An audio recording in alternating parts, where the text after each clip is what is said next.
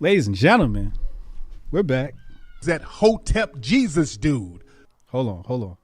Hotep, you're a genius. HotepJesus.com. And we got one more on the soundboard. Do you think I don't love Hotep Jesus?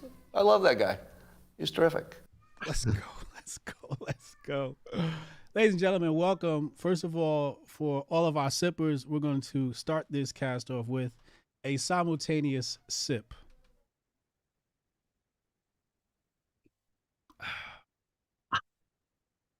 Absolutely wonderful. Real quick, let me pay the bills. Hotep Con tickets on sale right now. HotepNation.com. It's our annual event for Hotep Nation. Go there. Shout out to my sponsors, Syscoin, the best of Bitcoin, the best of Ethereum. You want to be in that ecosystem. Amazing project happening over there. Get in tune. And for all men, menoforder.com is your destination. Today we have a controversial topic with none other than Scott Adams. Scott, what's up, man? How you feeling? Doing great. Thanks for having me on. You're doing great. In the middle of this fire you're starting, you're doing great.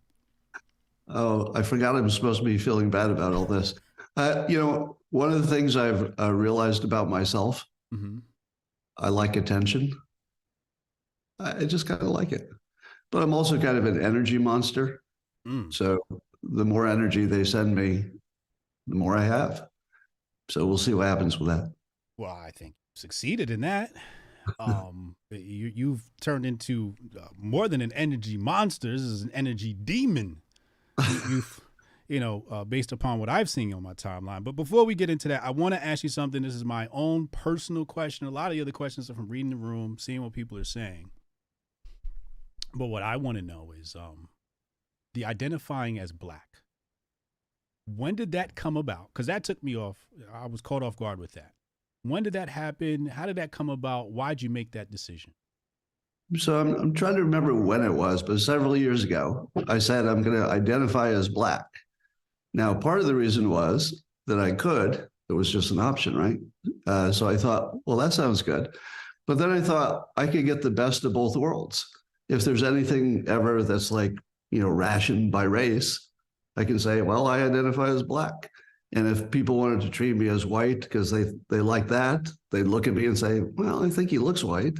So I thought I could get the best of both worlds, sort of a mix. But the less funny answer is that I was spending tons of time working on things that were directly for the benefit of the black community. So a lot of the things I was advocating for.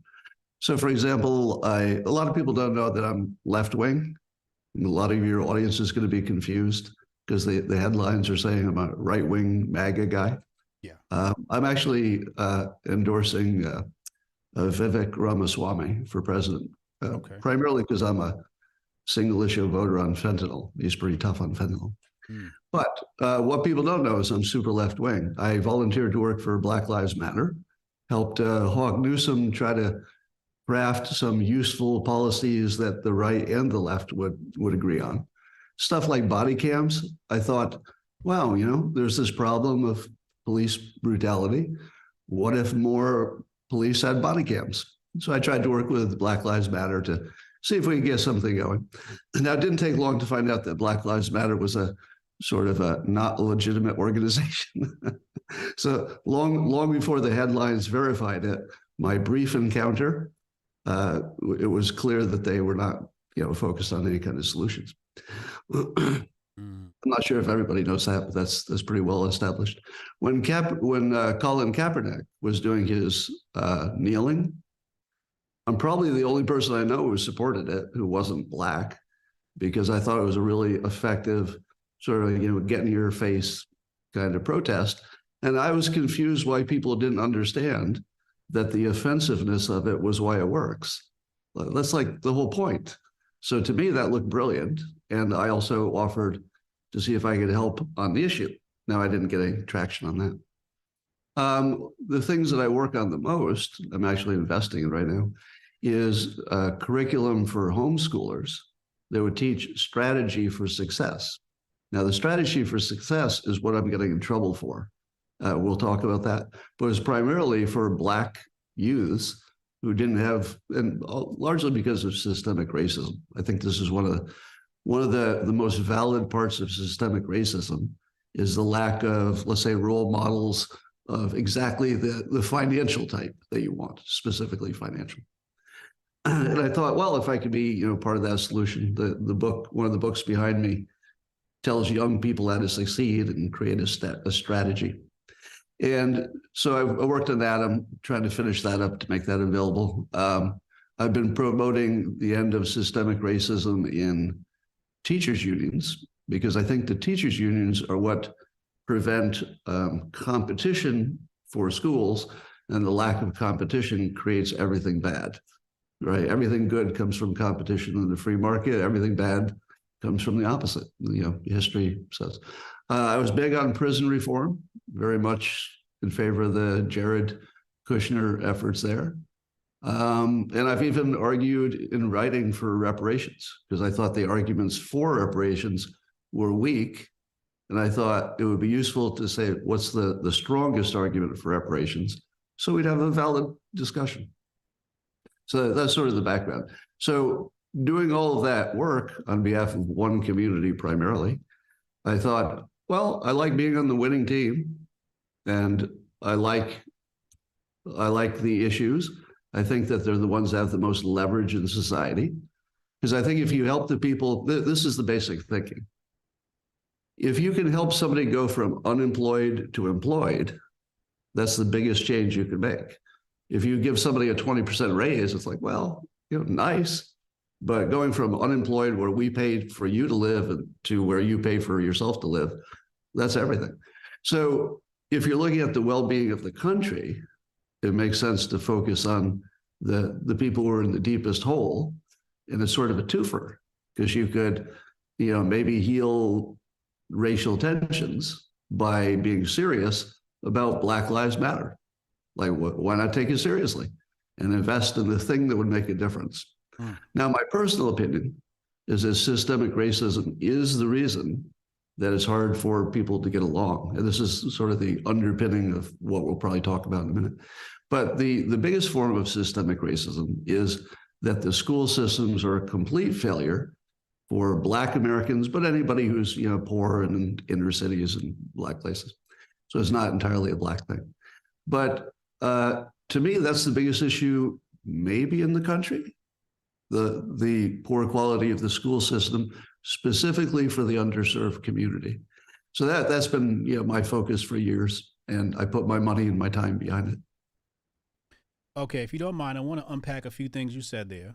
First of all, I want to come back to how you figured out Black BLM was, not legitimate, but I do want to say that Hotep Nation, our focus is homeschooling. We're a nonprofit organization, tax exempt. I homeschool my kids, and I'd love to work with you on that regard, right? That topic. So I'd love to. Let's put that aside really for a second. BLM, you said, was not legitimate. I said this 2015 and prior. How did you realize that? I realized because any effort to put on paper, here are some ideas, like in a real useful way, got the kind of resistance that you wouldn't expect from anybody trying to solve a problem. Now, I don't want to, out of respect, I would rather not talk about a private conversation. Right. I think that's appropriate. Yeah. But let's just say privately, I learned that it was a money grift. So, yeah, it's not my opinion. That's what I learned. real quick, that's how Thomas Sowell became a capitalist. He tried to, he got a job in the labor department, wanted to fix minimum wage, and realized pretty much the same thing that you had. Now, you said in reparations, you ran into some weak arguments for reparations. What were the weaker arguments, and what did you think were the stronger arguments for reparations? Well, I think the argument that's doomed to fail, or it might make things worse if it succeeded, is we're going to transfer money from people who don't think they owe it to people who think you do. Like any situation like that's just, you want to avoid. Yeah. So I thought that there would be a clever way that both conservatives and the left and the Black community would all say, okay, we weren't thinking of it that way, but that could work. And it goes like this. If you could, especially the Republicans, if they could work with the Black community to focus on education, whatever that takes, some say homeschool, some say funding schools, it's probably all of that, plus teachers unions. But if they could concentrate on that one thing and just make this agreement, we're going to save the next generation of Black kids, but we're going to save everybody who's in that situation at the same time. But we're going to do it because it's right, for reparations, et cetera. If you do it that way, then the Black people who would be benefiting, at least the next generation, because it wouldn't be so useful for the current people, but the people who are part of that would be part of something pretty great. So, something I think is important as the civil rights movement. Now, the civil rights movement didn't work because only Black people were protesting, right? It required a lot of white friends. So this is the perfect situation. But if we focus on how do you transfer money, I feel as if all those committees that are being formed, to study it, that's how white people make a problem go away. I hate to tell you that's what's going on, but that is nothing but to make the problem go away. Like everybody who has any experience in a organization, the company, if you want to make it go away, just say you got to study it, form a group.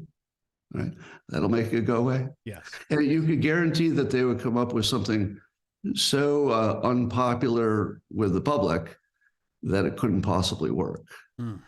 So the committee is really it's a fake out. If everybody focused on education, you could say, let's call it reparations. We'll put more money into it than we ever would have done if it was just about education. Yeah. Let's make it like the one thing we can agree on. Save the next generation. Yeah. I have to agree on the education tip. I look at reparations from a very selfish perspective. In long-term perspective, I don't want money. I want tax exemption for a really long time. That's what I would personally ask for, is tax exemption in a form of reparations. From tax exemptions from income tax? All tax. Corporate tax and income tax. If I own a company and I'm the majority owner of that company, I want corporate tax removed as well. Now, do you think that that's like a form of an idea that you could get enough agreement on? Yes. You do? Well, the reason why I think so is because now you're going to have other groups, because let's be honest, everybody hates the IRS. So they're going to go, oh, well, maybe there's a way I can get myself exempt. Maybe Irish or the Italians can say, well, we want reparations too. And you might get Italians and Irish and a whole bunch of other people saying, well, look, I got an ancestor who came over in Ellis Island or something, and I could get white people on board. If your plan depends on the Irish getting reparations, I see a problem. Do you? I don't think the reparation thing is going to extend too far out of maybe Native Americans and Black Americans. But I like your optimism. Maybe we'll all get reparations. Lower the tax. So, how do you think reparations looks? You mentioned education. Are we talking about transferring funds to some group who then manages homeschooling and then designing a good curriculum around that? I think job one is breaking the teachers' unions. I think that's the number one thing that Black America needs. Okay. And it's one thing that you could get conservatives to sign on to. Now, you could also test it. You could also say, we don't know if this is the best idea. Let's just agree that we'll test it in this area, get some more free market stuff, see what happens.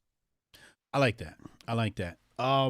We're going to address your statement next. But first, I want to say this is pay to play, people. So if you want to participate in this conversation respectfully, go ahead, hit the super chat.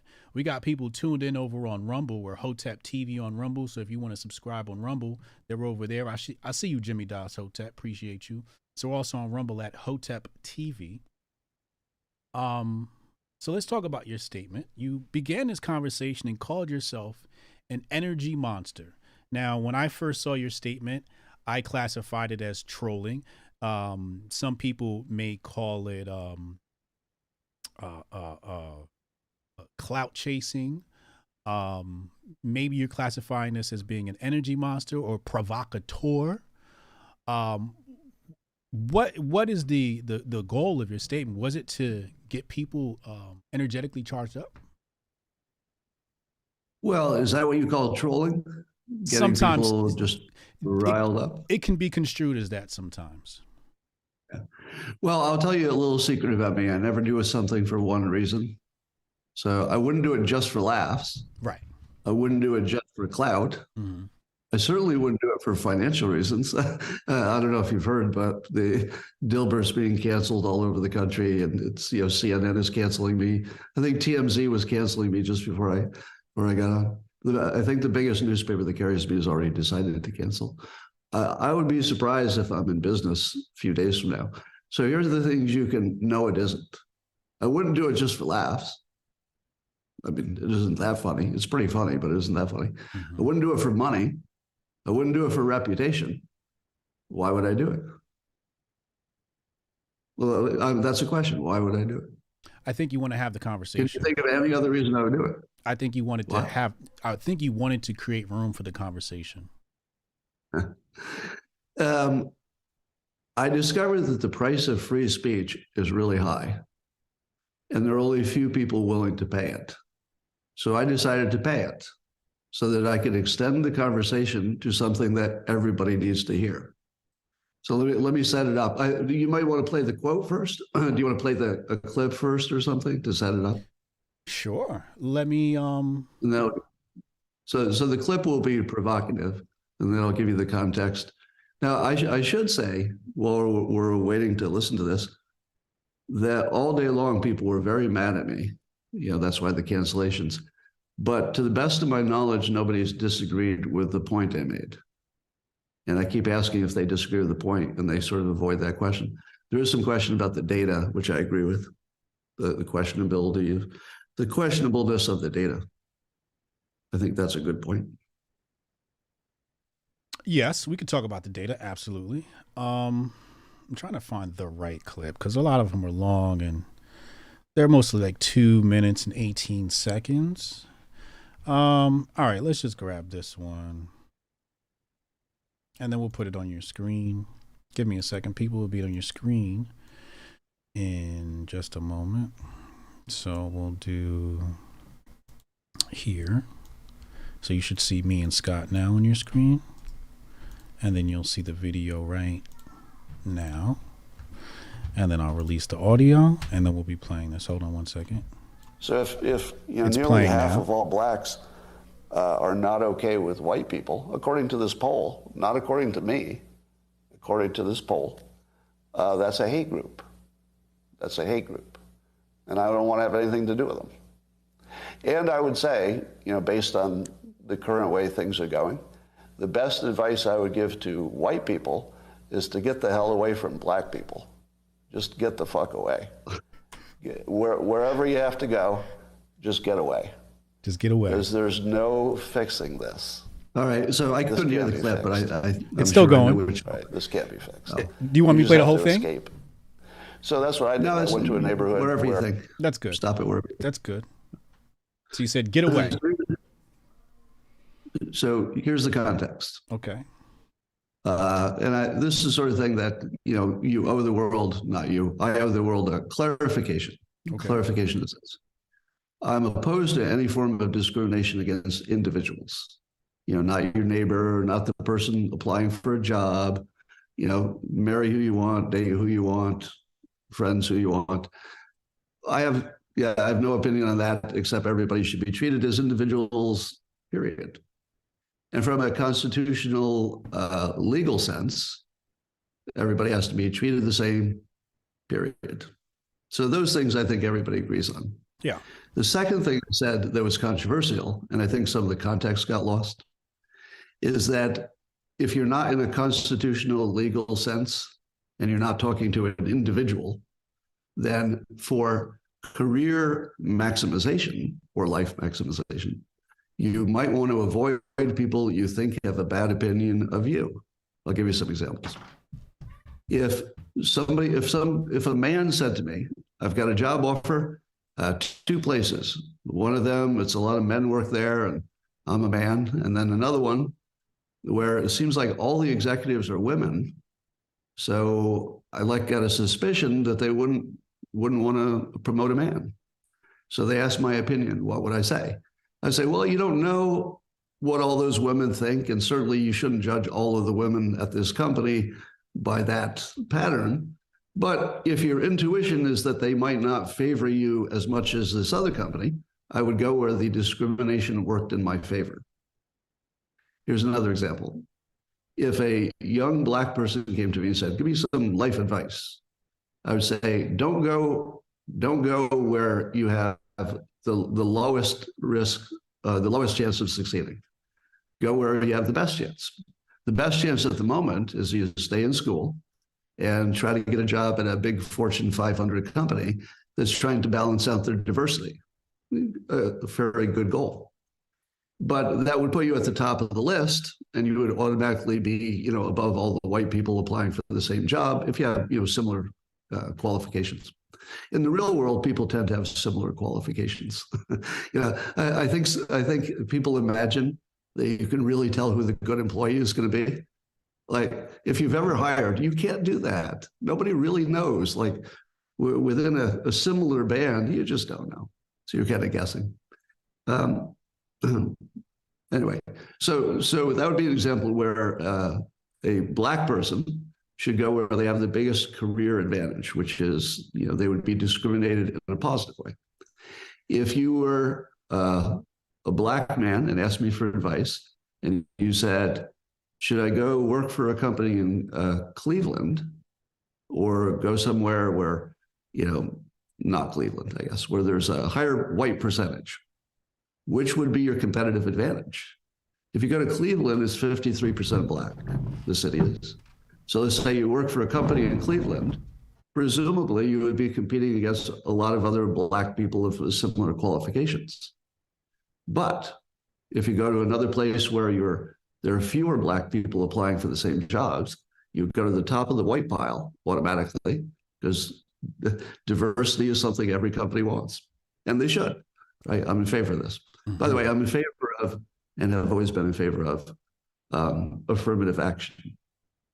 But I think you have to have a conversation at some point about how to phase it out. Because once things get close, but before everything is exactly equal, you end up having more bad will than positive benefit. Yeah. It's like you gotta be careful when you get that close. So I think we're in the neighborhood where we should have the conversation about, is it better for everybody to phase it out, or is there some places it's better to keep it?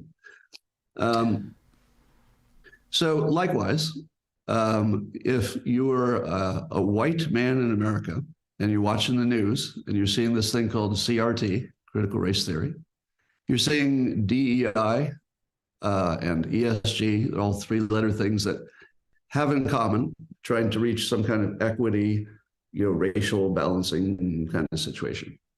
Now, I'll ask you this question because maybe you can educate me. My understanding is that they all have at the base of their narrative that white people, mostly white men, have created a situation and continue to perpetuate one that's bad for Black people. Is that a fair statement? Yes. So what would be the most natural way you would feel if the narrative from the media, from college, from high school, your teachers, your parents, if the media was very, let's say, cohesive, and it said white people are the problem, do you think that would affect how Black people thought about white people? Yes. Would it have any effect? Yes. And assuming it's a negative effect, would it be reasonable for somebody to say, wait, there's this group of people, I don't have any problem with any individual, and I don't want to change the Constitution, right? Everybody's got to be treated equally. But it's a little bit smarter for me to stay away from a group who has been brainwashed to dislike me exactly. Like me exactly. I'm a rich white guy in America. I'm very much right in the center of those crosshairs. Now, does that mean that I think everybody should avoid their neighbor? No. Does that mean I'm never going to talk to a black person? No. Does that mean I won't hire black people? No. Doesn't mean any of that. And also, I assume people know hyperbole when they see it, right? When I say stay away from black people, anybody who thought that was like a literal, like, yeah, all black people, if you see one coming, run. Like there's a test I like to give for fake news where you just say the thing that's in the news and then you follow it with the words, really? Really? Do you think that happened? Do you think that I went on, a live stream and said, stay away from black people, every one of them, there's no exceptions, whatever you do, just ask yourself, was there any thinking behind it? Was there maybe a why to that you haven't heard yet? If you heard it in context, would you disagree with it?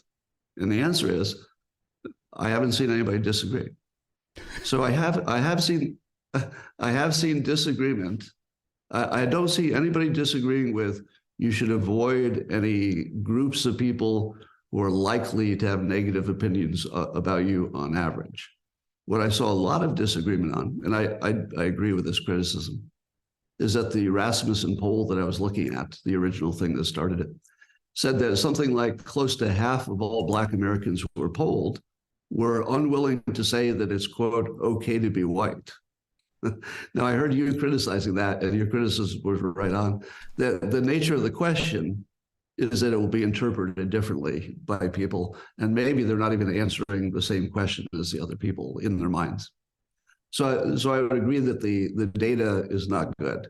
But honestly, anybody who's watched me for a while knows that my primary act, at least on social media and live stream, is doubting polls, doubting experts, doubting the science, and doubting any leadership or government person. Now, there's a 4chan hoax that all of my pandemic opinions are the opposite of what they were. So there's a version of me online that's the opposite of what I just said, but that's a 4chan hoax.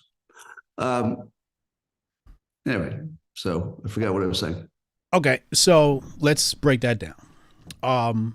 I do agree on the separation of people part, right? As a former extreme Black nationalist, I even still today tell Black people, if you want to do better, you could work together and we can pull ourselves out of this problem by group economics, right? Is one thing you'll hear consistently throughout Black nationalist conversations. But I want to come back to the point of your hyperbole. I understood when I first heard it, you saw me crack up. I knew it was hyperbole. I knew what you were doing, but I got to tell you, the optics were dangerous, Scott. The optics of it. And I want to know what you think about this because you're a huge personality. You have a ton of history behind you, your brand, Dilbert. And what you say, as you can see, affects the fabric of America. It's going to send ripples through the culture. So when you say that, I think in some ways you understand that some people are going to know you're being hyperbolic, but you also know it's going to trigger a lot of people. You don't think that you don't think what you chose to do was irresponsible? Oh, there's a good question. Was it irresponsible? Okay. Yeah. Well, let me answer it this way. There was a purpose to it. If you didn't know the purpose to it, it would look that way. So anybody who didn't know why I did it, that would be a reasonable interpretation. Yes. But if you knew why I did it, which is to broaden this conversation, because it's sort of, until you can talk honestly about any of the race stuff, how could you possibly do anything? How could you possibly do anything? Yeah. So the minimum is somebody needs to get in trouble by like moving the envelope. So here's what I want to say. In a world in which the narrative is that white people are the basis of the problem of not only past discrimination, but perpetuating ongoing systemic racism, there's only one outcome of that, which is white people are going to want to get away from that. So I would broaden the conversation to say it's not about Black people, it's about woke people too. So if you're concerned about the woke taking you down, you want to stay away from woke people. I'll give you an analogy. Do you remember the Pence rule, Mike Pence? Mm-mm. He had a rule that he wouldn't go to lunch or dinner with a woman who was not his wife unless his wife came along. Oh, yes. And people mocked it because it's so backwards, et cetera. But as time went by, you realize the wisdom of it. If you don't put yourself in a temptation, you won't get tempted. And then secondly, there was a lot of Me Too business going on. So most of the Me Too's presumably are real, but there's an alarming percentage that are not. So if you're not alone with a woman in the first place, you can't get a false accusation. So we're reaching a point where if you follow the money, it sort of makes sense to make false accusations. It's like it's starting to become a monetary strategy. And you would expect that somebody's going to pick up on that. So, in a world in which people are learning that white people are bad, it doesn't seem crazy that white people would want to avoid the entire environment. Now, but we glossed over the most important question.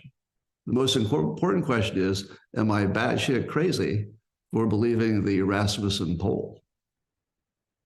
And I would like to ask your opinion, based on your years of living, what percent of Black Americans do you think have I'll just say a negative opinion of white people? What's your best guess? So we talked about this on Hotep's Been Told You Thursday. This is our very lighthearted comedy show we do every Thursday at 8 p.m. with Uncle Hotep. And this question is actually bifurcated, okay? Or the answer, I should say, the solution. There's a conscious perception of white people. There's a subconscious perception of white people, okay? Sure. The conscious perception sometimes is negative. But the subconscious perspective is very positive. For example, if you ever read the book, The Autobiography of Malcolm X, when he was Detroit Red, he talks about how his social equity gained a lot of value when he came around with a white woman. Black people perceived him to be more popular or more valuable than what he was because he was walking around with a white woman. We can also say the same thing about medical advice. Hoteps have said many things about health, but until a white man in a lab suit says it, the general Black population doesn't hop onto it. They need to see, and this is subconscious, this is part of what people might call systemic racism or white supremacy, where everything of authority has to come from a white man's face. So there's that subconscious perception. Then there's also the perception of, well, if Scott Adams could dance and he wore Timberland boots, well, we got to invite him to the cookout. So there's nuance there subconsciously, okay, where Black people love white people as long as they meet certain requisites. Then there's the conscious. And the conscious is programmed in the subconscious from an early age. I was raised to hate white people, pretty much. From history, et cetera, media, all these things. So to answer your question, I would have to say, I can't say for certain, but I would say the poll is probably closer to the truth. If we were to say that everybody was answering that question from the first person perspective, that roughly the majority of black folks think it's okay to be white. Whereas that other, I think it was maybe 47% or something like that, were unsure or said it's not okay to be white. Did that answer your question? So pretty close to the Rasmussen number. Like anecdotally, that feels about right. Yeah. To you. So I got a bunch of input on Twitter, and it varied from a black man saying that personally 1% of the people he knew in his family and in the military, apparently the military does a good job of evening stuff out there. And then somebody else said it's at least 50%. A black man said that. And then other people have avoided the question. But let's say it's 50 or 20%, and you're making your personal decisions. You know, if 20% of the houses in a neighborhood that you were looking to buy a house were known neo-Nazis, would you say to yourself, well, it's only 20%? Like, that's pretty good. That's pretty good. It's only 20%. Well, you wouldn't, right? Like you would make the obvious smart decision to go where in all likelihood you would be treated better. In all likelihood. But is being a neo-Nazi equivalent to a black person saying it's not okay to be white? No. Okay. No. The larger point is, can you, as an individual, maximizing your own life, can you make decisions, or does it make sense to make decisions about going where you will probably be liked the most, even if you don't know? Absolutely. Right. So that's the only part that's equivalent. I'm not saying anybody's equivalent to a neo-Nazi. Yeah. But I think the bigger issue here is how large your voice is. Okay. And two groups of people have been particularly enraged, and we're going to exclude white liberals from this. Black Americans, and maybe the diasporas and the rest of the diaspora, maybe. And this neo-Nazi white nationalist crowd. You're their new hero. You're the new hero of white nationalists. I know. Let me say, I disavow them completely for agreeing with me for all the wrong reasons. but I'm aware of that. I'm aware of the support. But yeah, I disavow them completely.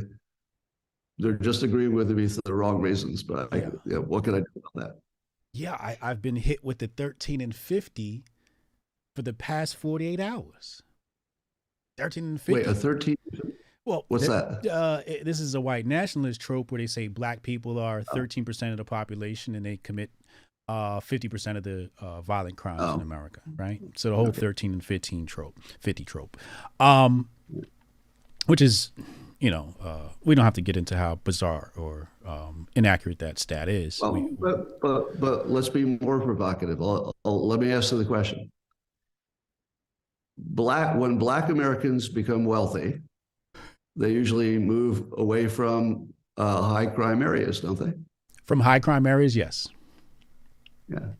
And there is, unfortunately, because of systemic racism, those high crime areas are concentrated often in black areas for no fault of the black people, because systemic racism has brought us to this point. So would it be reasonable for a successful black person to say, you know what, the best thing I could do is go to a low crime neighborhood, and unfortunately for me, a lot of white people there? Would that be reasonable? Yes, but some nuance, as we talked about in the green room. I live in an area predominantly that's got a lot of Indians moving in.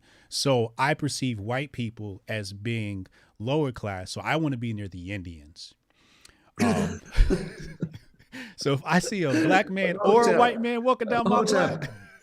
I'm supposed to be the provocative one. You're ruining everything. You're totally fucking this up. Don't inject any outrages that I haven't already injected. Like it's hard enough for me to sweep up this debris as it is. You're just making it worse. I just had to put that out there. But I get. All right, well, that's out there now. But I get what you're saying. But, you know, the white nationalists, I have to come back to this because the poll itself is divisive.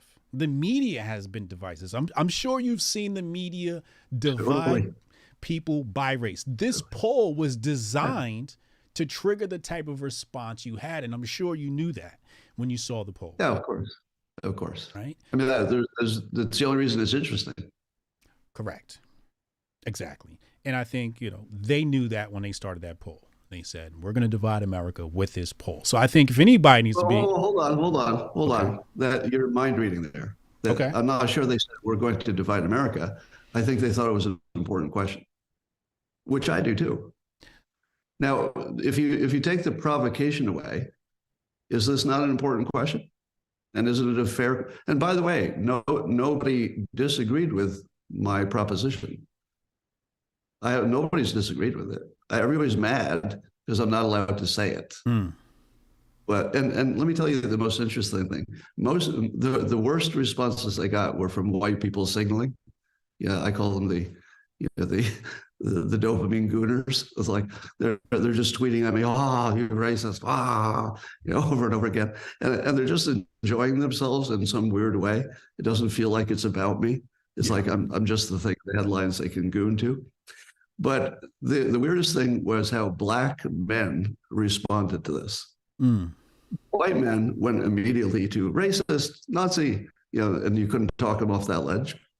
The black men pretty much came in with something kind of similar to your first reaction, which is there's something we don't know about this. They were smelling this doesn't smell right. Like there's something about this. There's some context missing. And so mostly the response I got from black men was, I'm interested in this topic. Actually interested in the topic. Okay. And is that bad? No. I think black men are very intelligent and they, tend not to fall for many of these media hoaxes. But why would the white liberals, these whites, why are they doing that? Well, why would dopamine signaling? Yeah, in the white community, you have to get in first because you don't want to be somebody said that the last person applauding Stalin. You don't want to be the last one in. It's like you don't want to next week wake up and say, you know what? I'm starting to think that the whole George Floyd thing was terrible. Like you don't want to be that guy. You want to be on it like when it's fresh. The longer you wait, the more racist you look. You got to get on it. I get you. But you asked the question, do I think that the question, is it okay to be white, is important? And in order to ask that question, that question is a relative question. You have to give it some contrast. Important compared to what? I would say no. That question is not important. Well, I think the form of the question, I agree with you, is not the right question. The proper form of the question would be, is there a let's say a pushback? My phone is going crazy. You can imagine. Is there any pushback from teaching society that white people are the primary drivers of your pain? Your meaning the black community, and I would say that you should be aware of both the benefits of what you're doing. That's why you're doing it. But you should also know what the cost is. And part of the cost is how people feel about stuff, their lived reality, right? So the lived reality of white people, and I'm not allowed to say this, so I'll be canceled tomorrow, is that it feels like the systems, the government, corporations, the media, are slowly creating this demonization narrative about white people, and we're starting to feel it. Like before, it was just silly stuff. Yeah. Woke people talking. But now you feel it. Mm-hmm. And if you feel it and it makes you uncomfortable, you should leave. You should get away from it if you can. Now, again, don't discriminate against individuals. Don't violate the Constitution. Don't break the law. But, and this is not my opinion, but this is what some people have said. And I think this is maybe an MLK quote where if you watch other people suffer, your turn is coming next, something to that effect. And I think that especially for white conservatives and Republicans, they like to ignore the problems of race. They like to act like they don't exist. You know, they don't want to help generally. They want to play the I don't see color game. I would put a nuance on that, but finish your point. Okay. And then the liberals are different, where they're like, oh, I'll play this game, but I'm going to play this game because I need to use the black people to push my socialist communist agenda, whatever. So we become pawns in the game. And now we're just a hockey puck on the white man's ice. So when I look at the white folks now and they're saying, oh my God, I'm a victim, I go, well, when black folks were complaining about being a victim, everybody said, oh, stop being a victim. You have a victim mentality. And now they're like, oh, but, you know, we're victims of these violent crimes. There's videos of black kids beating up white kids. And I'm like, well, you didn't care when black folks was getting beat up. You didn't say anything then. So why should black America care now? Well, you know, you always have the problem of who you is, like that. You know, you didn't care then. Yeah. There were plenty of conservatives who certainly cared that black people were being beaten by police. Yeah. And here's the nuance I'd put on the conservatives. I think you said not caring about race or something worse to that effect.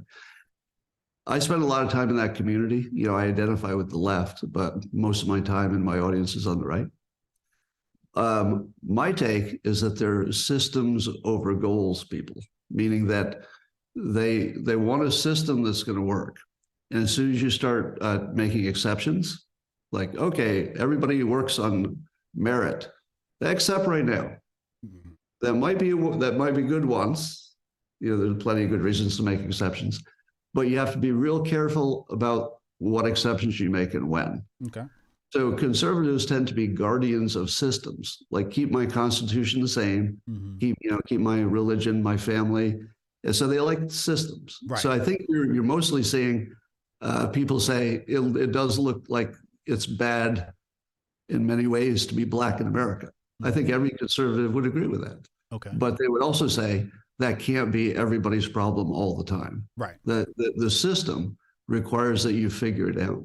Yeah. Now, one of the things I said that I'm surprised it wasn't more controversial is that everybody who's ever succeeded, forget about race or anything, everybody who's ever succeeded did it the same way. Yeah, there's like 5 things you got to get right? Stay out of jail, stay off of drugs and alcohol, don't have a family before you can afford it, you know, and don't be a single parent, stay together if you can. Focus on learning. You know, either a school or a vocation, get a talent stack together of, you know, the skills that work well and make you unique. And then character, right? Show up on time, tell the truth, that stuff. Now, everybody who's ever tried that has found that it worked. So conservatives say, all right, there's no secret to the formula. The only thing that doesn't work is that young black people cannot get a good education because of systemic racism. They won't admit that, though. What's that? But that's the part they won't accept. They do accept that the teachers' unions are ruining education. Yes. And the teachers' unions are a systemic racism problem. Yes, but you'll say that, but they won't. They won't acknowledge that. Oh, they agree with me when I say it. When you say systemic racism or teachers' union? Both. When I say the teachers' unions are the best example, the strongest one, of systemic racism, because it's a very identifiable. Yes, they will agree in that context. Yes. Right. Yes. So, see, the thing that people don't realize is how close the black community and the conservative community are. It's like they're on the other side of a paper wall. Yes. Like blacks are almost natural conservatives. Yes.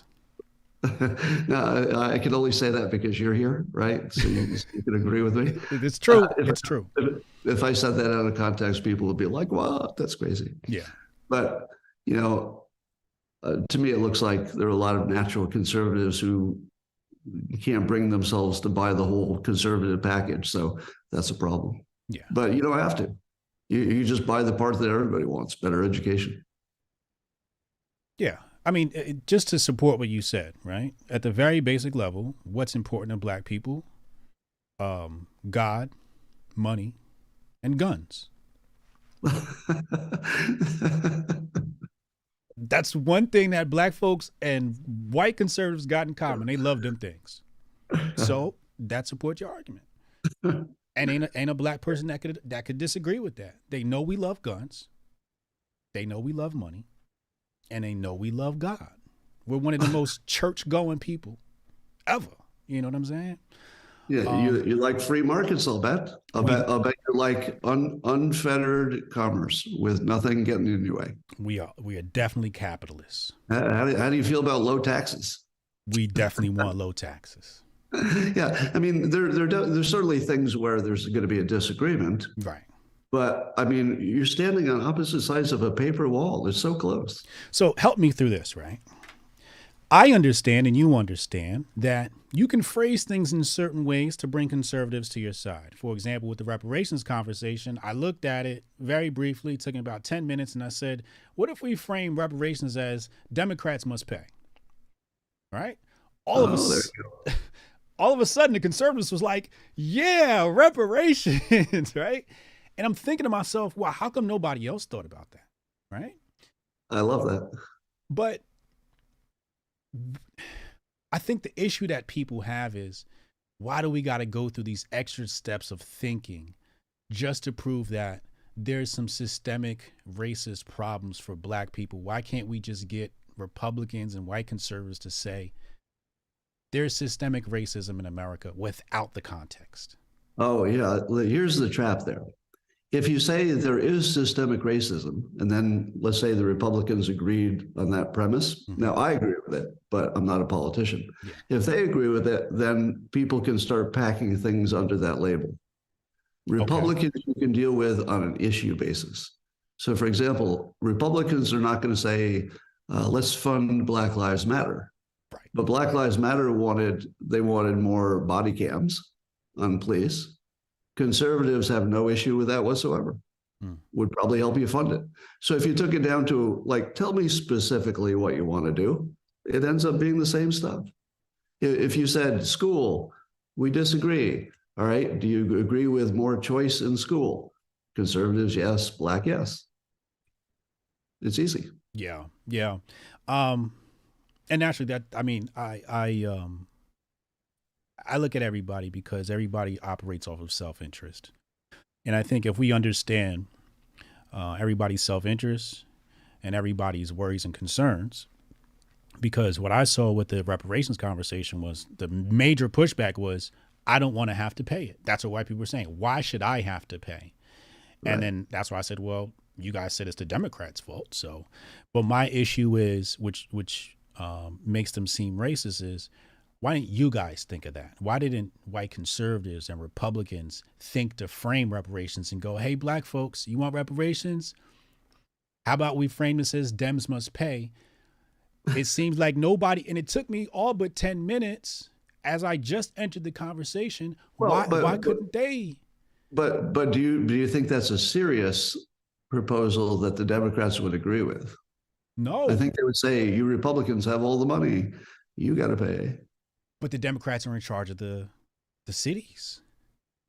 The True. Democratic policies are the same policies that have crippled the black community. Sonny Johnson talks about this. They are the party of the poor, right? And she says, Democrats are the party of the poor, and they can't be the party of the poor if there is no poor. So it's the Democratic policies that have crippled the black community. It is the KKK that was born from the Democratic Party. It is the Democratic Party that pushes Planned Parenthood on black people, and Planned Parenthood comes from Margaret Sanger, a known eugenist. Millions, the biggest thing killing black babies right now is Planned Parenthood. And that's what Democrats put. They're literally pushing black death. So if we want to frame this, if Republicans, for example, we're talking about winning the black vote or bringing black people to your side, it's not that hard if you just sit down and think about it for a second and framed it as Dems must pay, and then force the Democrats into that debate. Imagine if you said that on the debate stage. That's interesting, yes. The whole country would explode. They'd be like, that would be So, but here's my macro comment on that. Okay. Every time you're in the frame of Democrats and Republicans, you can expect that whatever you do in that frame isn't going to work, other than the election. Right. And maybe that didn't work. Who knows? Yeah. So that's why I say, if you can take it down to the what do you want to do phase, like, do you want body cams or not? Mm-hmm. Then nobody even knows if that's a Republican or a Democrat thing. Education, again, is that a Democrat or a Republican thing? Like, you can't even identify it. So instead of saying Republicans against Democrats, just say, how do you like the teachers unions reducing your access to options? Yeah. Everybody agrees. I get that. My only pushback is we know nothing really gets done once it lands in Congress, right?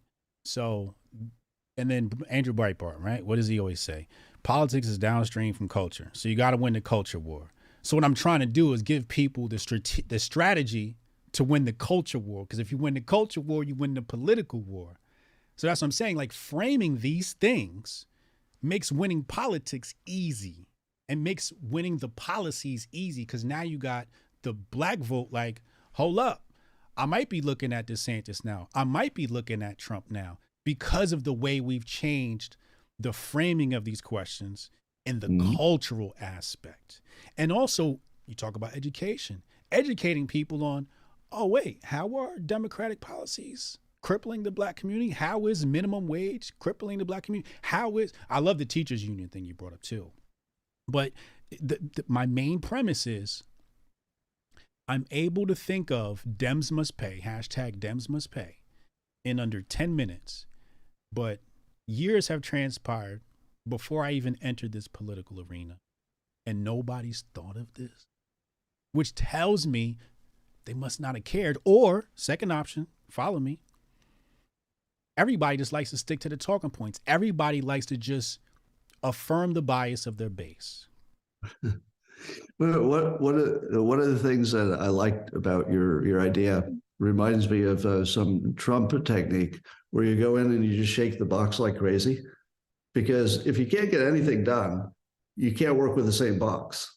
Like, at some point you're like, okay, this fucking box is just not going to get it done. You gotta shake that thing or add something or subtract something. So no matter what anybody thinks of your idea of Dems pay, which I love, by the way, I think that it's a diabolical way, in a good way, to stretch and test all the assumptions and like really get to the next level of what's this mean and how fair is it and all that. I love that. Yeah, it just makes everybody think harder. Yeah. And I don't want to beat a dead horse, but I do have to come back to the how you've radicalized white nationalists and so on and so forth. And I know you've in case you just joining, you did what's the term you used? Revolt. When you detach yourself from somebody or say you have nothing to do with them, just stay away. Yeah. So. Disavow. You mean disavow. Thank you. Disavow. So he's disavowed the white nationalists, and I get that. But again, did you know that you would become briefly the king of white nationalists? I don't think I thought about it in either way, because I don't see them as terribly important. The media likes to play them up, but it's like, six idiots with hoods who meet twice a year somewhere and nobody cares. Yeah. I mean, like, who are we even talking about? Like, is there somebody left who thinks that black people can't succeed? Like, who are these white nationalists? Honestly, I've never met anybody in person. Like, literally, I've never met anybody in person who like matches the description of the people you're talking about. Yeah. I know they exist. I'm not saying they don't exist. I'm just saying they don't activate my thinking because they're not part of any reality that I live in. So to answer your question, I knew it would be super provocative in every way that it could be provocative. Mm-hmm. You're mentioning one way, And I didn't, discount it or think about it hard. It just wasn't a big variable in my thinking. I did think it would be, potentially a national story. Mm. Now, look what happened, though. Can you tell your viewer count? Do you know your viewer count? We hit 3,000 at one point. All right. So, and then it'll be a lot more later. People will be watching it. So what will be the outcome? The outcome will be a whole bunch of people are going to hear that conservatives agree that Black people and conservatives could fight the hardest problem, which is education, and there's no conflict there. You can definitely find the middle ground there. Now, was that something that everybody knew before? Because the bubbles between the Black, let's say, news bubble and social media bubble is really distinct. I mean, those bubbles are like hard bubbles. And I've been saying forever, like, I've got some ideas that would work for Republicans as well as Black people. And I feel like I'm just throwing them into the nothing. But so I decided to shake the box. So here's the answer to your original question. Why the fuck did I do this? Because the box was broken and somebody needed to shake it. And we need to be able to actually break through the bubble and actually have the conversation. And if what that causes is me to get canceled, I had a good run. If the proposition is you get to continue doing your cartoon, or you get free speech in a useful way, like I wouldn't do it if I didn't think it was useful. I'll take free speech. Like that's an easy one. Yeah, I'll quit work tomorrow, but it's not really negotiable.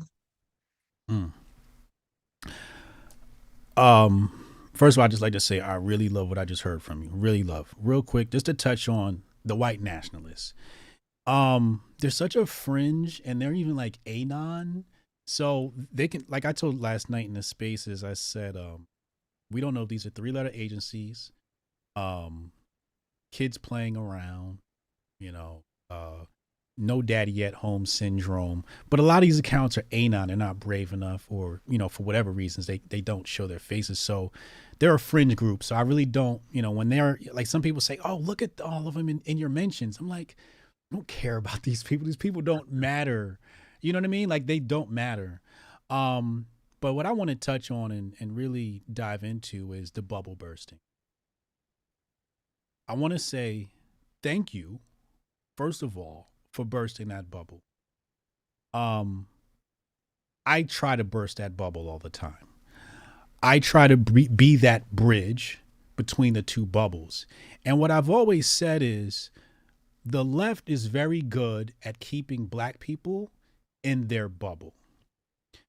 For example, instead of hearing the nuance, and we talked about nuance, maybe we want to dive into that a little bit, but instead of looking at the nuance of the conversation, they'll just say, Trump's racist, stay away, right? Or, for example, here's a good example. Capitalism versus socialism. In the meetings, they'll say, capitalism is a white supremacy machination.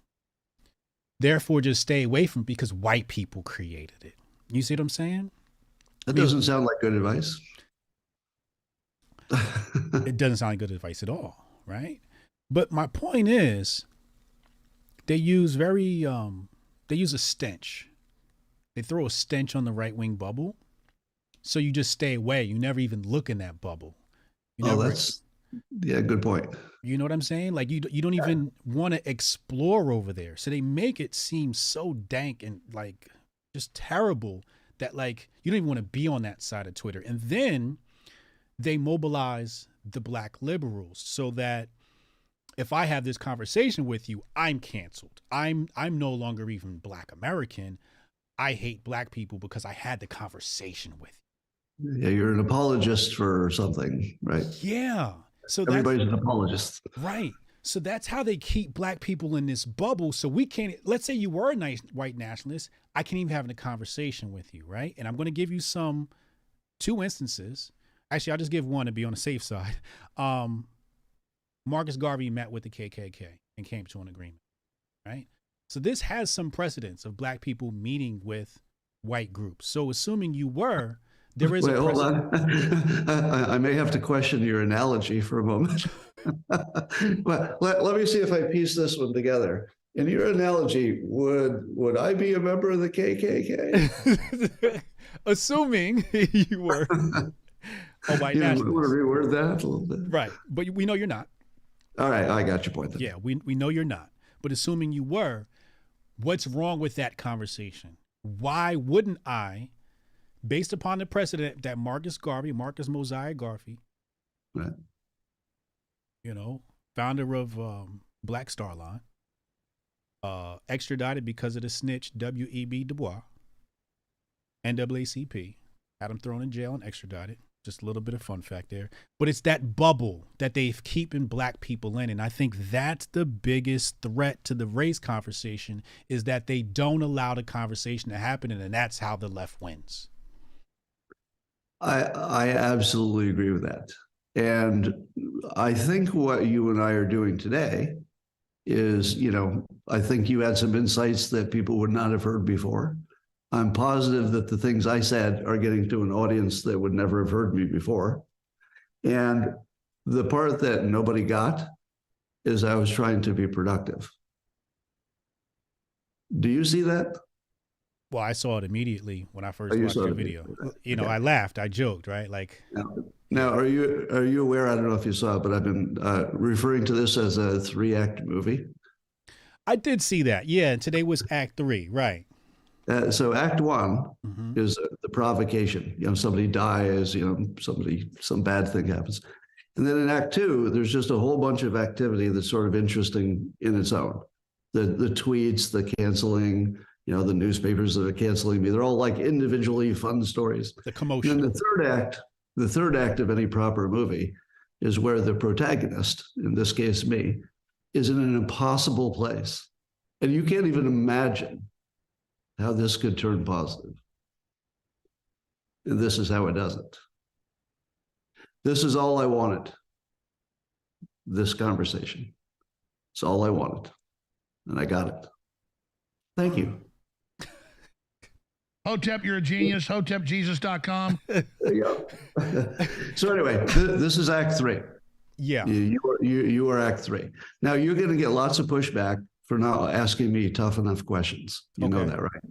You're going to get annihilated, and I thank you for that, because you're taking a big risk, and that I believe you're doing it for the right reason. Well, I think you actually want this conversation to be, more richer. Well, I don't know what those tough questions would be. They would be, to me, those questions would be dense. They would come from a place of, I don't want to hear what you're saying.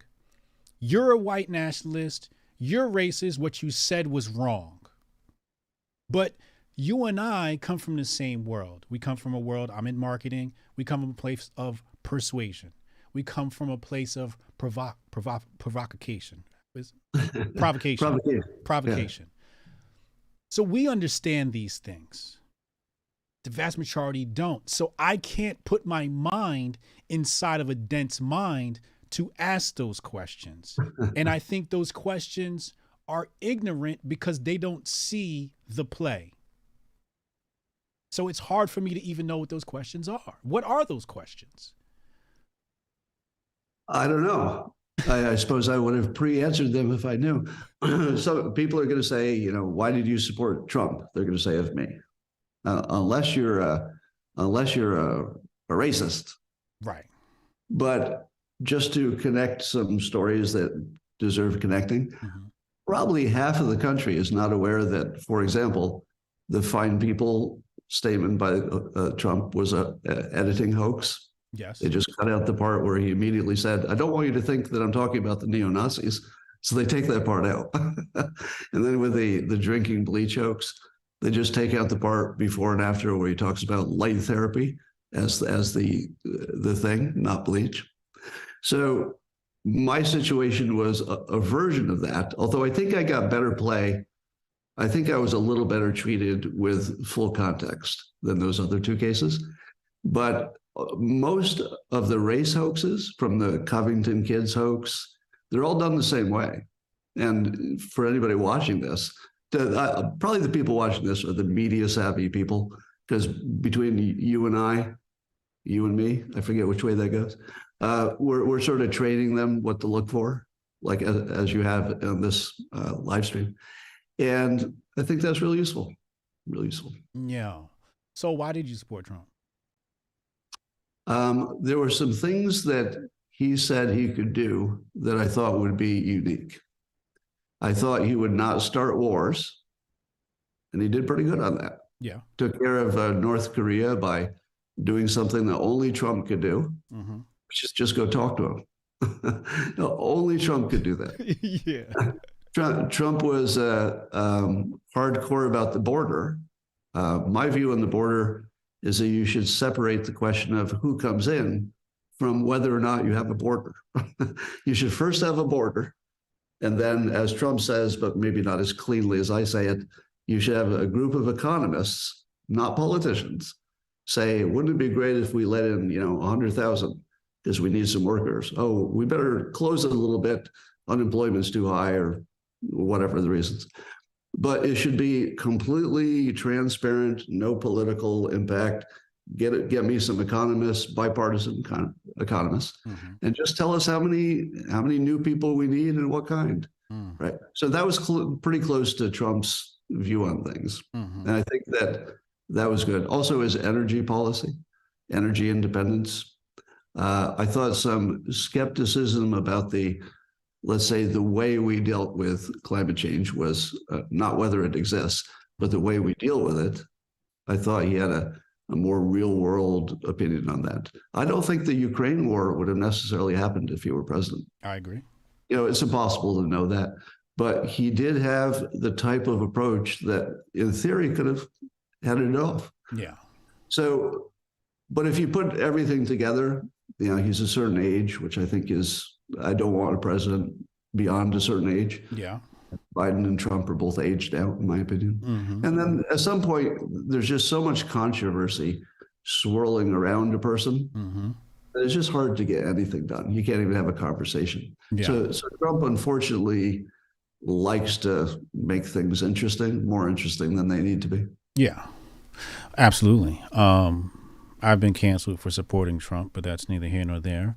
I want to stick on the point of immigration. Now, you said it's okay to be white. You've obviously riled up the white nationalists.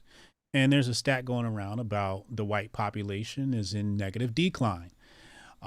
Mix that in with immigration, white people are going to become a minority in America. Black people are going to become a super minority in America. My question to you is, supporting a guy like Vivek is only going to empower groups that are neither white nor black. Are you okay with that? Wait, I'm not following that. Well, Vivek's not white and he's not black, right? Okay. And then connect the thought. I'm missing the point. Well, you said you're supporting Vivek. Right? So my point is, assuming you're a white nationalist and I'm a black nationalist, we now have our country being taken over by people who are neither white nor black. Are you okay with that? Are you okay with Vivek being sort of? Are you saying it would rile up both the white nationalists and the black nationalists? Potentially. Because he's not one or the other? Yeah, potentially. But my point is, there's a legitimate threat of foreigners taking over America. Immigrants, whether legal or illegal, changing the color of this nation. And Vivek is neither white nor black. And you're not looking at that. You're looking at his policies, obviously. No, I'm looking at the fact that there's some policies that he could do as a Republican that it would help that he's not a white guy. That would look like, well, you're not doing it because, you're just a white supremacist. You must have some other reason for doing it. And I guess I think it helps his message a little bit. And he can't really be called a sellout because he's a marginalized group. He's a protected class as well, right? Because if the guy was black, he'd get the, same treatment as any other black conservative. Well, he's doing a brilliant approach that I always praise Obama for. the smartest thing that Obama did was he ran for president not as a black man. Like, he mentioned it because you have to mention it. It comes up. But he never said, this is my asset. He never said, sure would be good to have a black president. And I remember when Hillary ran, she said it would be an advantage to be a woman because we listen better. Yeah, that was I'm out. Yeah. I'm like, as soon as you're going to discriminate in that way. Now Vivek is not running as a brown guy. Hey, that's an advantage or anything. He's running on a let's stop talking about that stuff, and that's pretty popular on the right. What's his platform? I don't want to represent it, but I know he's strong on border, really strong on fentanyl. Wants to get rid of, I think, the Department of Education. Pretty sure he likes school choice. Pretty straight Republican stuff. Okay.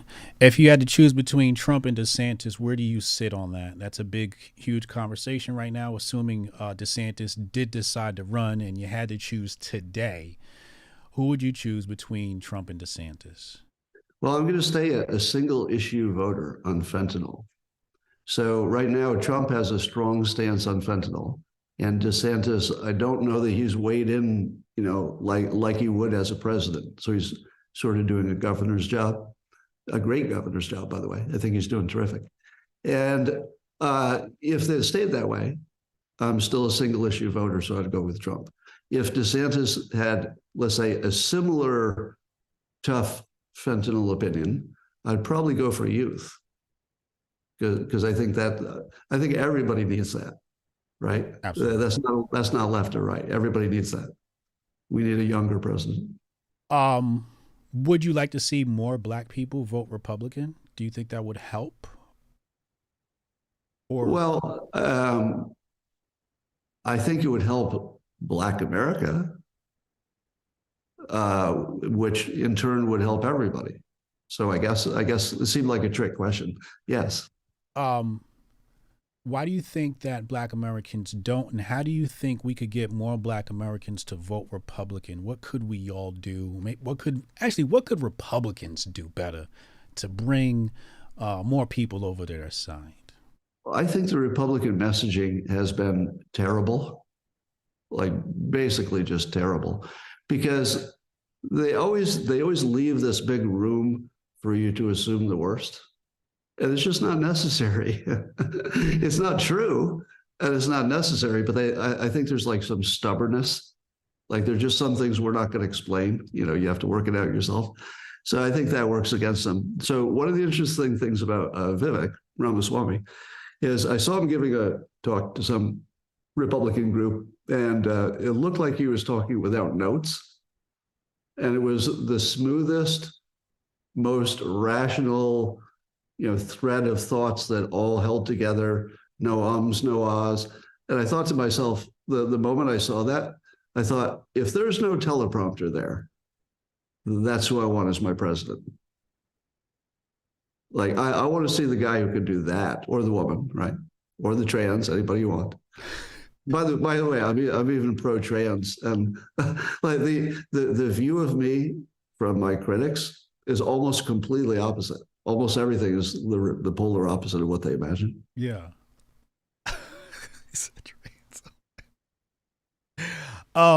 There, you just made me lose my train of thought with that comment. But okay, the messaging is off.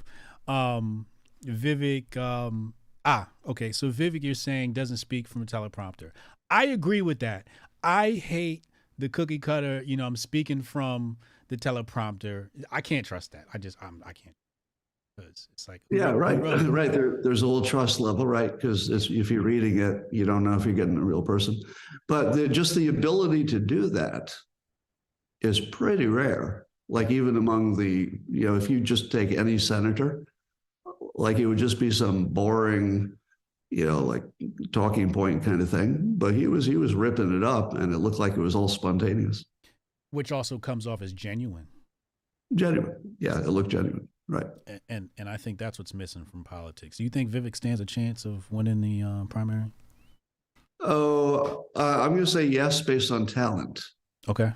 But I don't know I would put it above 50%. The big wild card is DeSantis. I think if DeSantis gets in, he's the elephant. If he doesn't get in, Vivek is running as a less controversial Trump. And that's going to be a real contest. Because people like Trump policies. It's very popular. It's just what he brings with it, annoys some people to the point where it's just intolerable to have him in office. I get it. I mean, I understand the point. Okay. Let's come back to the tough questions about what you said. You once identified as black. That could be offensive to black people.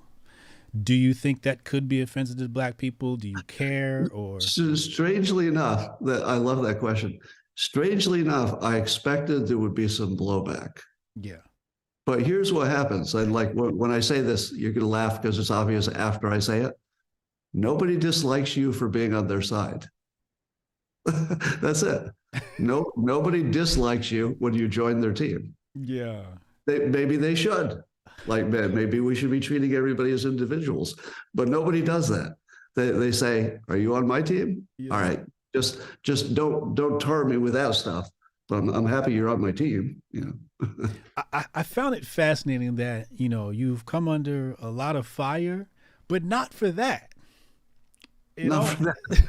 I mean, but that's the reason. The reason is that when you say, "I like you so much, I want to be on your team." Yeah. Which is literally what I said. It's hard. That's hard to be mad at.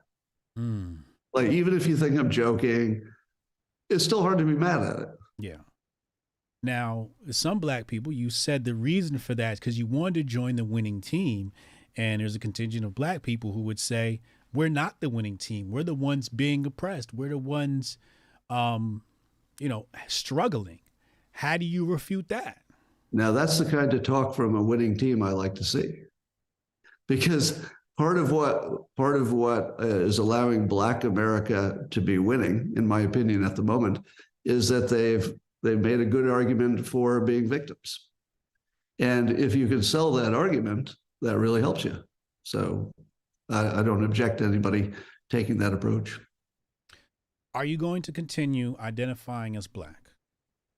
No, No, because of this recent blow up, I decided that would be offensive. So no, I'm as of today, I'm back to identifying as. I was thinking about going non-binary.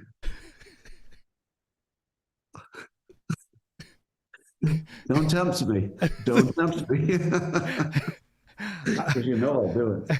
I kind of want to see the non-binary. I'm voting for. I always love the non-binaries because there's something so wonderful about keeping your options open. Yes. I'm not even sure that's exactly what's going on with the non-binaries. So I might be ignorant of the situation, but I just like there is something called non-binary. Yeah. I'm a big fan of anybody who's outside the system, which is one of the reasons that I have a special fondness for the Black community, because you got you're sort of automatically, on the fringe of some things. So anybody who's out there as the one who's not in the narrative, they're just outside the model, I just automatically like them all. So that's why I'm pro-trans, pro-non-binaries, pro-Black. I like everybody who's not the cookie cutter. Yeah, outside of the norm. Okay. And I can understand that. I don't have any pushback on that. You're canceled now. What is next? Dilbert's being removed from newspapers. Let me just say, for the people that are watching newspapers, man, come on, man, bring Dilbert back. Stop the virtue signaling. Nobody's afraid of Dilbert, but and there I go being a white apologist again. So I'm sure they're calling me coon in the chat or something. I don't know. But what are you gonna do now? That you're canceled. Well, I'm 65. I'd always planned to retire. So this is exactly my retirement plan. My plan was always to retire by blowing Dilbert up. Really? Yeah. Originally, I was going to make Dilbert trans. I've been planning that for over 25 years. That was going to be the last thing I did, was just have him transition and just walk away. Don't explain it. just walk away. I thought it would be different. But to answer your question, we'll see how bad the blowback is. Yes. I would expect to lose most of my income by 2 days from now. But I also have a subscription site at the Locals platform. So if I need to move Dilbert onto the Locals platform, that's a free speech place, so I can just do what I want. Go completely independent. Yeah, but I'm ready to retire. So if I can go out with some useful, provocation, get people worked up, make them pay attention to something that's beneficial, that would be worth it. That'd be a cool way to go out. Okay. So I don't know if that'll happen, but it looks like it is. So we've seen Act 1, the triggering. We've seen Act 2, the commotion. We've seen Act 3. Everybody's witnessing Act 3 now. What is Act 4? Act 4 is usually when the monster that you thought was killed, climbs out of the wreckage, and you're like, oh no, I thought I've already killed you, and you've got to kill him a second time. So usually, Act 3 is impossible, but then Act 4 is really impossible. But that one doesn't last as long. So I have one more battle after this one. What's that? That's the final monster climbs out of the pile. What that would usually look like is somebody who hasn't heard the context yet. Okay. Who emerges as the final monster. So we'll look forward to that. Oh, so after this is the people who haven't seen this. That's Act 4, and you're emerging from that. Right. Interesting. Which leads. My suspicion is that anybody who watched this entire thing would walk away saying, "Oh, that's fine." I have no problem with that. Yeah. Now we didn't settle the question of what is the actual data. Yes. And their opinions. Now, I did a quick Google search just because I thought I should know if anybody else has polled it, and I don't see any data on that. So if anybody on what? On what are the attitudes of Black Americans about white Americans, specifically in the context of the narrative of systemic racism? I don't think it's ever been polled. But you can't even get my issues with these polls is no such thing as racism as classism. Racism is for the lower class and the upper class. The middle class doesn't deal with racism. That's like a whole nother show, but you're completely right. Yeah, that's the Dave Chappelle thing. Yeah. He's not black, he's rich, right? Yeah. I'm not black, I'm OJ. Yeah, right.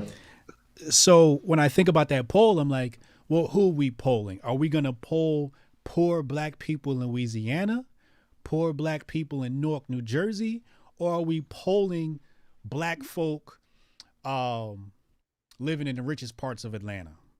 I believe the way they do it is they try to randomize it across populations. So that, you've got men, women, different ages, different ethnicities. And I think they do a geographic, reach. Yeah. So I think they do avoid. In fact, they just look through their numbers on this poll to make sure that the science and the math was right, and they're pretty confident that the science and the math are right. But I'm with you that the question was probably interpreted differently by people, so I wouldn't live by that poll. I'm open to data. And by the way, if the data shows the opposite of what you and I both think, I would change my opinion. Yeah. Because it's a data-based opinion. Right. And I would apologize. Yeah. And I would owe an apology. Well, I want to see the data from rich Black folk. Then I want to see the data from middle-class Blacks, upper middle-class Blacks specifically. All right. I like that. Yeah. And then the poor. Right. I want it divided out by class, just Black people, and then let's look at the data. What do you think it's going to say? It's going to say the less money you have, the more anger you have on this topic? I think so. That makes sense. I think that's how the data would look. Yeah. Can't say for certain, but. Yeah. I think that here's one of the problems with self-help advice. Everybody who makes it thinks everybody else can. And like, this is one of the things I fell for briefly. It was like, no, wait a minute. There's a whole bunch of things, luck, have to be in the right place at the right time. There's a lot of luck involved. But yeah, I would think if you were successful in Black, you would say to yourself, well, it can't be the white people's fault because look at me, I succeeded. Yeah. Yeah. But that doesn't really apply to every other person, right? People have different challenges. Yeah. Can we unpack that really fast? Because we want to be helpful, especially to Black people. Self-help is difficult. And my analysis comes down to proximity to information, access. Right. For example, if you live in the middle of the woods in Arkansas, how likely are you going to be exposed to ChatGPT or technology? Right. If you're in middle America, it's much different than being born near Bowling Green in New York City, Right. And notice I didn't add race to that, but just proximity to information. So, when I look at myself and people talk about self-help, I'm always clear when speaking to Black people, let them know I grew up semi-affluent. You can't do what I did. I had a mommy and I had a daddy, and I built my first computer in 94. You know what I mean? Right. I have an advantage over you in tech. Yep. You're not going to be able to compete with me. Can you catch up? I'm sure you could catch up if you were exposed to that information. So there is some nuance to that self-help conversation. I'm glad you brought that up, and I'm glad you came to that realization because it's very difficult for Black folks specifically. The number one self-help tip, and it's in my book above my shoulder there. The first thing I did when I graduated college was I moved to where there was the most energy. I moved to the Bay Area from my little small upstate New York because there's not much happening there. So to your point, you need to be near people and stuff and information and universities. You got to be near companies and headquarters. It's even better to be near the company's headquarters than to be near the satellite, right? And so proximity ends up being this amazing part of success. There was somebody I worked with years ago, a young guy who said he wanted to move into a neighborhood where there were lots of rich people. He was a white guy because he thought it would rub off on him. And I laughed at it. I was like, oh, ha, ha, ha. Richness doesn't rub off. And like, I was that guy. And then I got older and I'm like, shit, it rubs off. It totally rubs off. Like, here's the best example of that. When I was still working in a cubicle, the Dilbert thing started taking off, and I wrote a book, and it was very successful. As soon as I wrote a book, I'm working in a cubicle with my other cubicle mates. 2 or 3 of the people who sat near me wrote books. 2 of them got published. I'm not sure about the third. And that was entirely because I was sitting nearby. And the way I explained it is when they saw me do it, they said, well, it looks like any idiot can do this. And then they did it, and they proved that if you've got a good idea and you put the work in, and they both did. They both had good ideas. They both put in the work. They both got published books. Now take that example. Now generalize this to the inner city. Who in the inner city is sitting next to 3 authors? Right? Or 3 startup founders. Or 3 startup founders, right? Like anybody who has the privilege of meeting you gets an advantage. Anybody who has the privilege of meeting me gets an advantage because I'm like all primed to give advice. I like giving advice. So yeah, the smartest thing anybody would do is ask me for advice, which happens a lot. Want to add something, another nugget to this, college. Some people think they're going to college for education. You're going to college for networking. For example, if you go to Harvard or Yale, you're going to Harvard or Yale with the guy's dad who is probably a VC of Uber or something like that, right? Right. Also, I've done lectures on this in the past where I said the best place to start your business is in college. because your consumer base is spending their parents' money. They have a lot of free time, and a corporation generally only has 4 to 7 departments, and everybody in those departments is majoring in something else. So your CFO is at your college, your CTO is at your college, your marketing guy is at your college, your BD guy, all the people you need to start the corporation are there. Yep. So I just wanted to throw that out there too. So not only is it networking, but you should be, like I spoke to a young kid who's in college yesterday. He's like, I want to start entrepreneurship, but I'm not sure where to start. And I'm like, I hope you start it in college, because that's your biggest advantage. Yeah, absolutely. So I've only got a couple minutes more. Yeah, we're going to go into super chats. I'm going to run through these really fast, and we're going to get out of here. Steph Colonel, thank you. He said, we about to break the grift barrier with this one. Hotep and Bill, Hotep and Griff, salute. Danny said, have fun, y'all. Thank you. Crawley said, let's see how many will show cognitive dissonance. We're going to have to see. Act 4. Crowley, she said, and cut me off anywhere if you want to chime in. How T fail almost everything and still win big. That's the name of my book. Oh, yeah, I know. Yeah. How to fail. Yeah. Win it almost anything. Right. Rasmussen poll had 19% of the white respondents either say it is not okay to be white or weren't sure. Wasn't that a hint the poll was bogus? Shout out to Jonah Ryan, said teachers unions are the enemies of humanity, bought out by Carnegie and Rockefeller Foundations 100 years ago. Also, etymology of education, rearing of animals. Nazis and commies both required public education. Yeah, definitely the commies. I'm not in favor of rearing animals, but maybe I don't know what that means. Matt Black, tell Scott I have a son going to UT. Run me that check for his education since he cares. Oh my God, he's got to put all y'all kids through college now. David Fox, he's putting my kid through college first before y'all. I just like to say, David Fox, he said, ask Scott his thoughts on Malcolm X calling the white liberal Black Americans' biggest enemy. I'm sure he would agree with that. Jonah Ryan, just me, but people complaining about videos of black violence is no different than gun control. No one blames the perpetrator as the former perpetrator. Ooh, good argument, man. Brian, he said, why HJ put on a white man suit for this one? Hotep, you're a genius. HotepJesus.com. You know why. Inside of the ages, classic divide and conquer tactics are in play. America is better than this, smarter than this. Isn't it time we retaliate with radical free market collaboration through the separation of money and state? Dilbert dollars. I like that.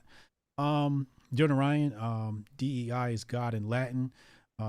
Coincidence? K-Max McDonald, if a bunch of newspapers cancel your comic Dilbert, is there another way to support his locals? Get on his locals. Any subscription service, other ways to support you at a website. People can buck cancel culture. Get on his locals. Scott has the locals, like he said. Great way to support him. Steph Colonel, he said, Unc about to put cases on HJ and Scott. Start the court. Hotep court.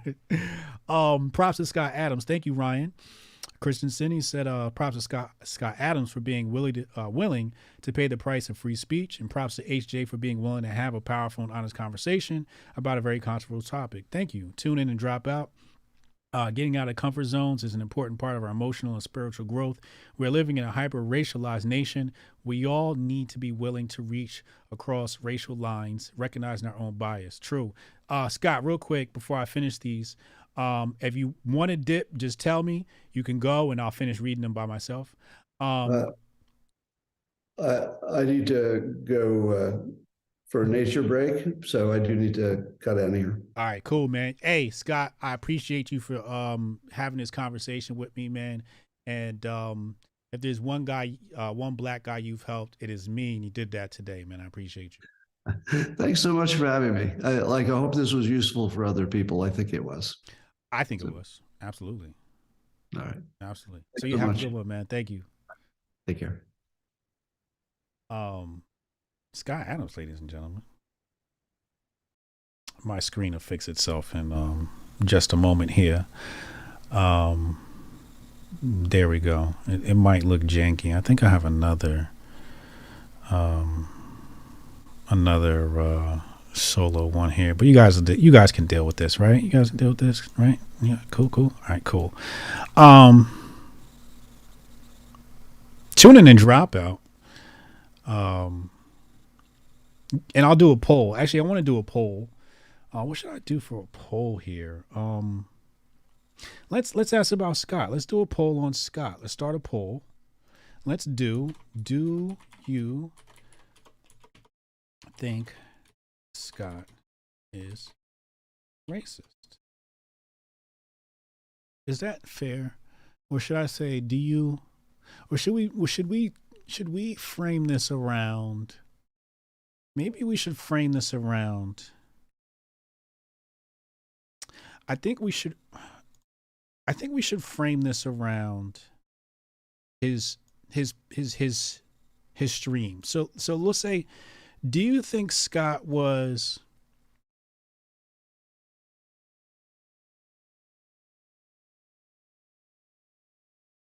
I'll do this. Do you agree? Here we go. Check this out. Do you agree that Scott's antics through all the muck and whatnot, all the conversations, ended up being productive, were productive? After seeing today's chat, let's see. I think that's more fair. You know, asking if he's racist is kind of corny. Do you agree that Scott's antics were productive? Let's ask the community. We'll let that poll run while I finish reading these super chats here. Props to Scott Adams for willing to pay. Oh, we did that one. Tune in and drop out. Get 1 2 1 2. Okay, good. Get out of our comfort zones. Getting out of our comfort zones is an important part of emotional and spiritual growth. Ooh.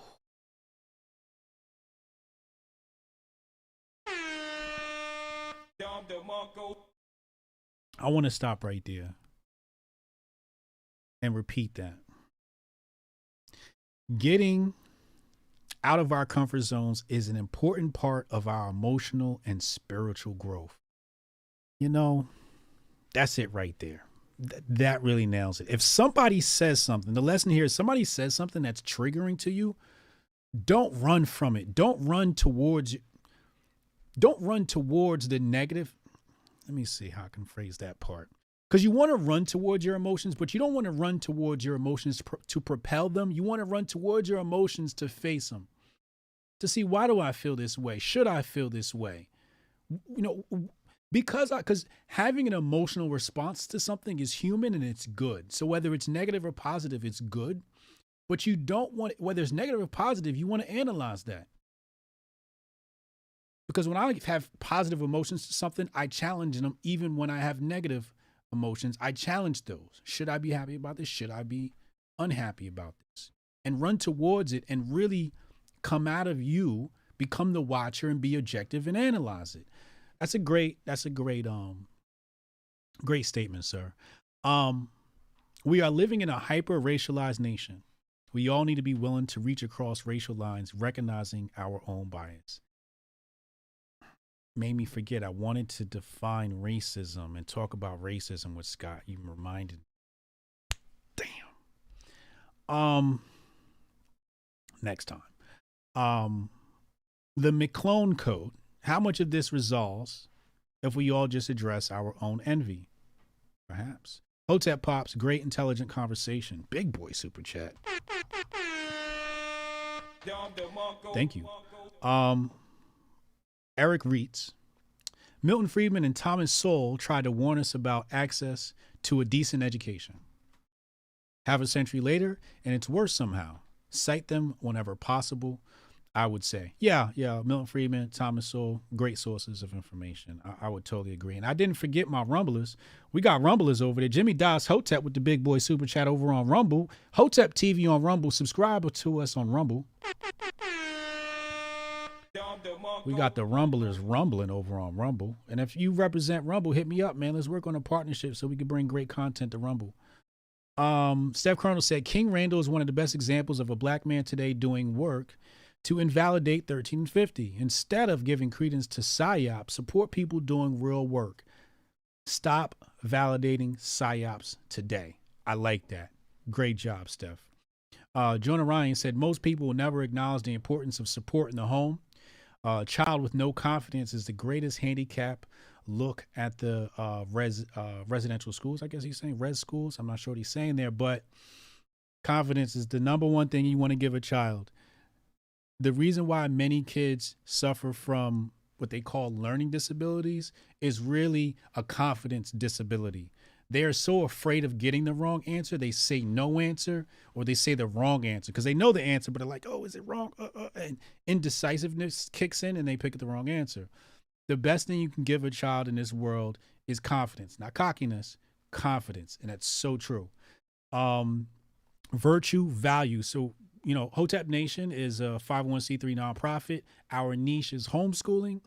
And the most important things, and I'll be writing a blog about homeschooling. Several series of blogs are coming to menoforder.com soon. So go to menoforder.com and get subscribed over there, because we're going to have a ton of homeschooling content coming out over there written by me. But the best thing, you know, the first thing we're teaching children when we pull them out of public school and homeschool is virtue, values, morality, and confidence. These are the main ones. This is the main reason why we're moving to homeschooling. Jessica Vaughn said, "Oh, what up, Jessica? Jessica in the chat. Hey, thank you for your constant fairness and intellectual curiosity. Hope to see you at the Bitcoin conference again this year." I will be there. I hope to see you there. Jessica, when you coming on my show? I need you on my show. Let's talk soon. Tony Nieves, he said, Unc taking you to Hotep Court this week, grifting on the highest order, all around great convo, guys. Man, screw Uncle Hotep, man. Hashtag cancel Uncle Hotep. Cassius Cam, that Don Lemon diss track was fire, Scott. Cassius Cam is a new track out. It's Don Lemon diss with the play on Scott Adams. Go check that. Go follow Cassius Cam if you want to hear the Scott Adams diss track. Hilarious. Chad Lamorne, he said, credit where it's due. Scott broke the seal on the can of worms that held this conversation captive for far too long. No small feat. Equal credit to Hotep Jesus for the courage and wisdom calmly navigating this conversation. Shout out to the one of my handlers, Chad Lemoyne. I appreciate you. Keith Jenkins, he said this conversation needs to continue. Appreciate that. Art Dog, opposites having a civil discussion and willing to listen to each other is how you move forward. You know, the thing is about opposites, it's funny because Scott labeled himself as like, I think he said left wing or liberal. I'm not sure what he said. But like his whole base is like right wing or conservative or whatever term we're using. I would call them red whites. That's the term I use. I made that up. So, you know, it doesn't seem like it's following. He's being canceled by the blue whites, but he's mostly followed by the red whites. So I just want Scott to either claim moderate or right wing. And I think if he claimed right wing, that might be very triggering, and that might work towards what his goals are. But again, Scott's playing 5D chess, so who knows what he's up to, identifying as a left wing person. Or maybe he goes non-binary. Leon Yoder, there are only two methods to resolve differences: speech or violence. I like that. The left works to shut down violence, which foments hate and leads to violence. Free speech of any topic with anyone must be protected. Enjoy the conversation. I like that, Leon. I'm gonna read that again. The left works to shut down conversation, which foments hate and leads to violence. Somebody write that down. I'm gonna copy and paste that because I need that. That's stolen, bro. I'm telling you right now. I stole that. It's gonna end up in a book somewhere. So, and I'm gonna Google it to make sure we've cited it. We might need to program ChatGPT with that. But that's a wonderful statement right there. Chad Lemoyne, is the non-binary blight identifying as a blighter? Crowley, his book is released September, gonna change lives. Okay, Scott Adams got a book coming out. Scott, Peter Parker, with great power comes great responsibility. CA Senate, do it. Dan, why not send our best into the inner cities then and give them access to online masterclass? I agree. NJ Grant, you'll know more of this world, brother. Chip C said, I've been following both of you independently for a long while, and this has been the best Super Friends moment I've seen in a long time. Thank you. Hot Pocket. Your mod strong dad protocol is acting like a tyrant and blocking chatters at the drop of a hat. This completely goes against what you stand for. So let's talk about that. What do I stand for? I stand for appointing good leaders.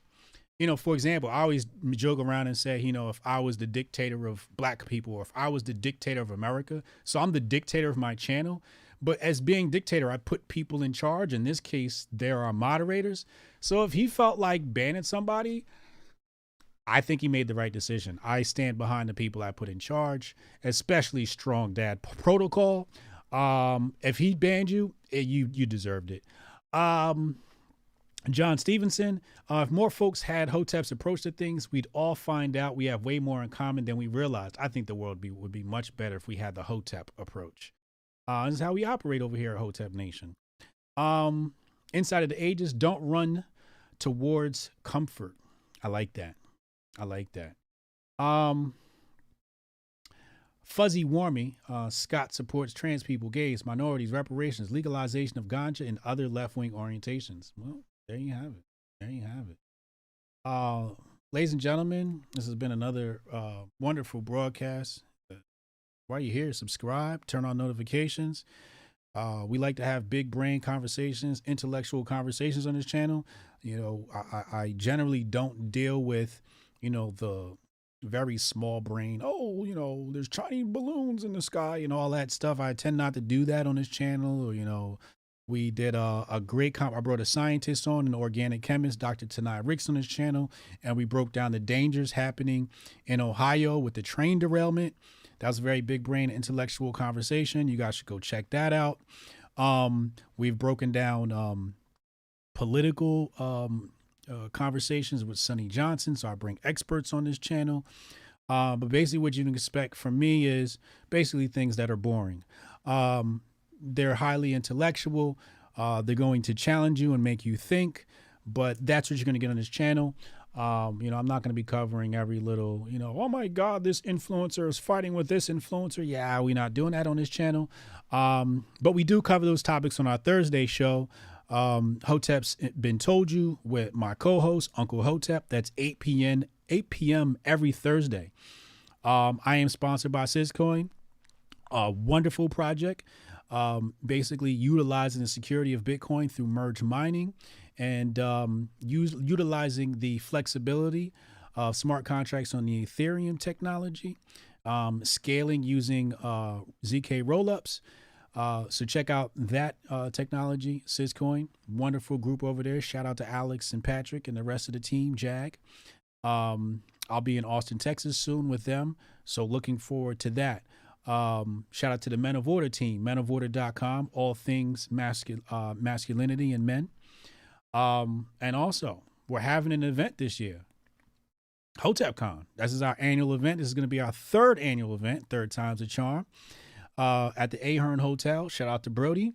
Wonderful, wonderful time. You're going to have a great, great, great time at this event. HotepNation.com is where you can get the tickets. Just go to HotepNation.com, hit the Hotep Con button, go get your tickets. They're on discount right now. Price goes up every week, so make sure you lock in. Super, super low price. All inclusive. Comes with food. All your food for the duration is taken care of. It's all included. Your hotel's included, and our wonderful experiences, and you'll get to shoot guns with Ken and Hotep. Lastly, I have a product, Master Focus. It's herbal, 100% herbal, nootropic. The vast majority of people who have taken it have seen their brain accelerate. It's going to speed up your thinking, increase your mood, give you energy. It's all herbs and flowers and seeds and nuts. So you're really going to enjoy that. That's at trymasterfocus.com. Use coupon code 10OFF. If you watch this channel, in fact, I have a better discount for you. If you get a subscription, I will go in and I will manually change it to a super low price, but you just have to email me after you get your subscription. I will go in there and I will change your price manually in the back end and give you, I don't like to talk about it because the price is so low, but I will go in manually and I will reduce your monthly fee. because you support this channel. This is only for my YouTube channel listeners. That's at TriMaster Focus. This is what I use to keep high energy. I do a lot of reading. I play chess, so my brain is always being pushed to the max.